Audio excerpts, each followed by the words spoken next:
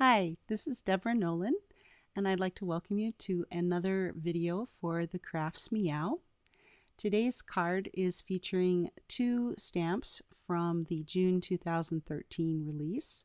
The first one is called Beautiful Rose, and this particular stamp that I'm inking up right now is one of my favorites of the entire collection. It's nice and old-fashioned looking, I think. I'm looking through this pad of patterned paper because I needed a color palette, and I liked those colors, particularly on that last piece of paper we were looking at. I am now using a cream colored PrismaColor pencil to go along lightly along the edges of the top of each petal. This particular rose that I'm trying to recreate is one of those fancy pants hybrids that changes color. It starts out deep and reddish down at the bottom and slowly works its way up to a light pink and then into kind of a yellow. For all I know, there is no such flower that looks exactly like this, but hey, it's my card. I'm taking poetic license, and in my world, this flower very much exists. I've sped up this video considerably because there just isn't enough time for you to sit and watch me color. I'm hoping this gives you an idea of what I'm doing here. I'm putting in the darker parts now just along the edges. I mean, I'm sure that there are plenty of places where maybe I should have done it a little differently, but you know, I'm doing the best I can, and I think it'll pass muster overall in the end. Now I'm starting to use the blush pink, and I start out in the red, and I'm pulling outward. Now this is not exactly the same thing as when you use Copic colors. Copic markers to color something. You're not really pulling out color as much as you're just sort of starting in an area and pushing your way out, so that you get a nice blended look. And the further out I go, the lighter my touch is as I'm coloring.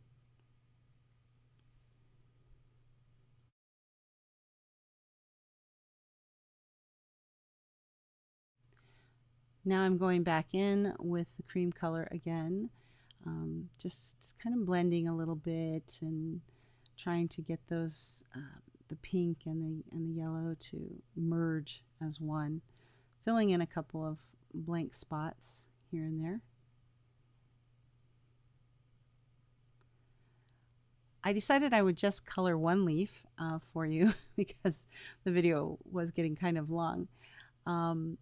Basically, I've got a light color. My lightest color is in the center where the light would be hitting it, and I'm working my way out with darker colors, the darkest color being at the outer edges. I'm not always the best in the world at this, but I'm trying. And I've used, I think, 4 different colors here, just to sort of get a nice sort of variegated look. I tend to not have enough highlight.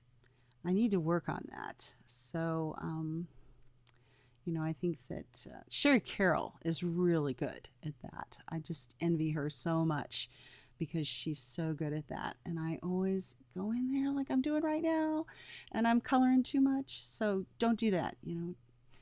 Leave a little white space there or something. Moving on to this particular portion of the project, I'm just very, very, very lightly coloring this in. I just didn't want it to be white, and this color is going with the color palette that was established with the pad of paper. Now this is one of my most favorite things to do, but you do have to have some patience. I'm holding on to the end of my pencil when I start to go out. The further back you hold on to your pencil, the easier it is to be lighter with the strokes. Now, right now I'm still, I'm kind of choked up on it a little bit, but as you go, you just keep getting lighter and lighter. And then you start to bring in this yellow, this cream, very lightly going over that.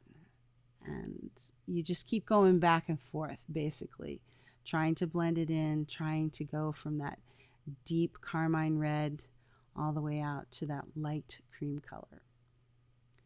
And here I'm just coloring it with, I think this is a 50% cool gray pencil, because I really like the way those colors popped against the gray. This is Gamsol, and I am putting it on this particular portion of the colored pencil because it breaks down the wax.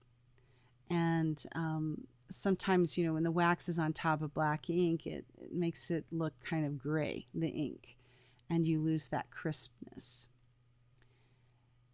And that's why I'm doing it there. Here, I'm getting ready to do it on the banner because I want to go back in and stamp on this thing.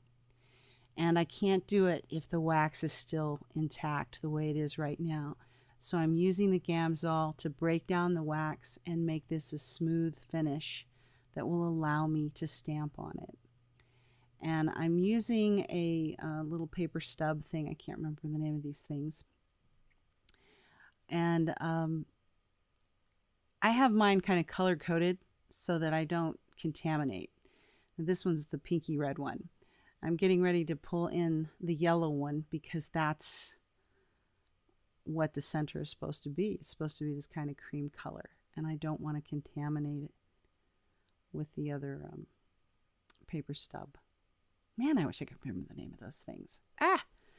Okay, right now I've got a very, very sharp black colored pencil, and I'm just kind of going in and going over some of those lines that got colored over. I was trying to stay within the lines so I wouldn't get any wax on my outlines, but I did. And I didn't really want to use Gamsol here, so the other solution is to go in there and use a black pencil. And I had to be very careful and sharpen that pencil several times. You're not seeing it here, but I did. I sharpened the pencil many times as I was going over some of this.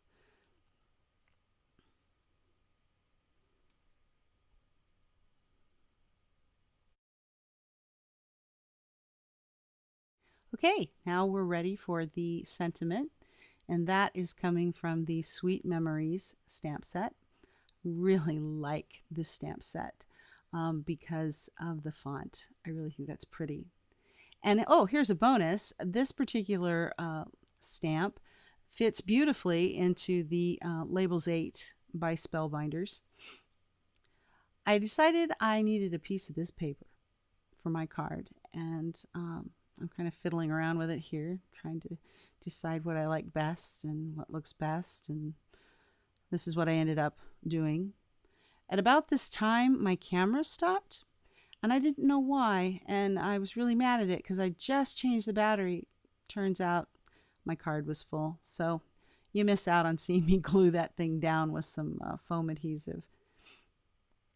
Right now, I'm just putting a little button down. I tried using glossy accents, and it just wasn't taking.